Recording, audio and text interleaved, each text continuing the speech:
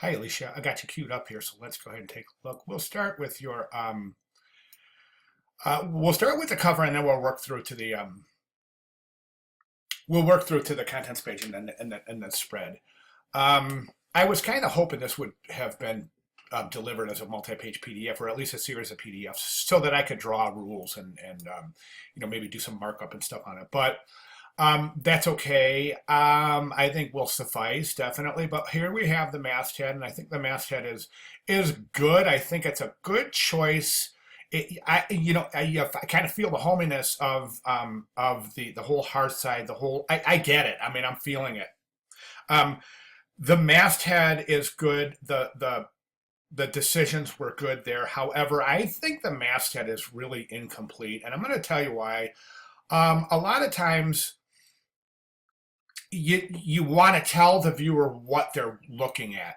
So this area, I know that a lot of magazines are now throwing the issue number and the volume issue number of the month, etc. What a volume number, whatever others supplemental information or for this particular issue. I, I think it just looks so good when it's integrated into the masthead. Especially a masthead like this, where you've got these enormous swashes for the ascenders of the D and the H, specifically the D, which rise considerably higher than the cap height. So you've got this precarious space up here that just kind of is looking for something. I don't know what. So I think this area typographically is a little bit awkward. Would like to see something here to counter those. Otherwise, typographically, I think the rest of the page looks good.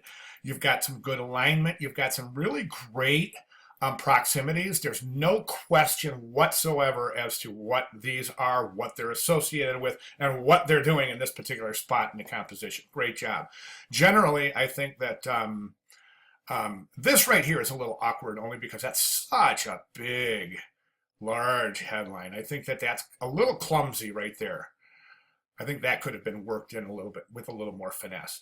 Your job is hard because this is so busy right here, this area right here, and it's so dark back around here. So the image I think is really difficult to work with, but I think you've done a great job with what you've done with it. So let's move on to the contents page. And generally, now here's a good look at this because I've got these all up at the same time. And generally, you can see just how dark the background images are. I mean, it's almost depressing. These things are so dark.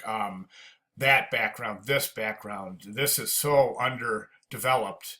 That image needs to be adjusted in Photoshop, if not kicked out and used altogether a new one. And then this is a pretty bland, kind of almost like Y type wood. You know what I'm saying? So I've got some suggestions here for the contents page, and just keep that in mind.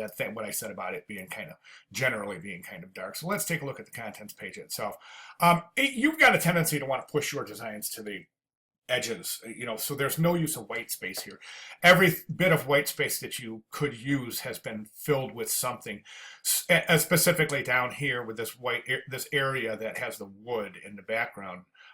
So I'm not seeing a very expeditious use of white space. And I see that it's repeated somewhat through your design. So I think that, maybe a little bit of a study up on the use of white space and just practice on your own time.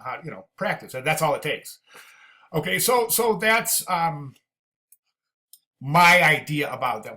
Typographically, you're good. I think you're excellent. There are some areas where you're not using some of these things that were on the required list. There's some things on here that are missing in your, and I'm not going to be too rough on that though. And lining numerals, things like that. I think there's a lot of areas where you could have used all caps instead of capital letters. But typographically, I think you're good. I think you're spot on. Let's go back to the feature. Here's the feature. Everything again looking good. One thing that I did require is a 2-page typographic spread, so that this type should have been spread over 2 pages. So you would not have this prominent use of image on the left-hand side or the right-hand side of the composition, and that was actually one of the one of the reasons for that limitation was to try to prevent that type of yeah, because I think it's better practice typographically to flow through 2 pages than to set type on one. Type is set real good here. A couple of things here. Again, this page right here, you just want to go to every corner of the page with information. There's just no white space, and white space is a big, big, big part of typography. You've got this treatment here where this flowers has been actually turned into a drop cap, which is a great technique. I love it. But it's not repeated over here or here. So that's weird. It's either neither here nor there. It's only appearing once on the page, so it's not really, is that the start of the article? If so, I'm not sure if this would be the right continuation, maybe a different color. Okay, and then look, widow, widow, right there is a widow. And I just want to talk about widows for 1 second. You're going to see this a lot in publications, a lot. You're going to see, and it just seems like typography, it just doesn't seem like anybody cares about widows and orphans anymore. But, I'm here to teach classic type, so as it were, here we are looking at this widow. Okay, other than that, listen, I think you've nailed it, and I'm going to grade it as such. And I really enjoyed having you as a student. I think you're smart, and I like what you've done. So anytime, reach out if you need any help. I'm not just after the class is over, but, not just during the class, but when the class is over, I'm here. I hope to see you again. Okay, thank you very much.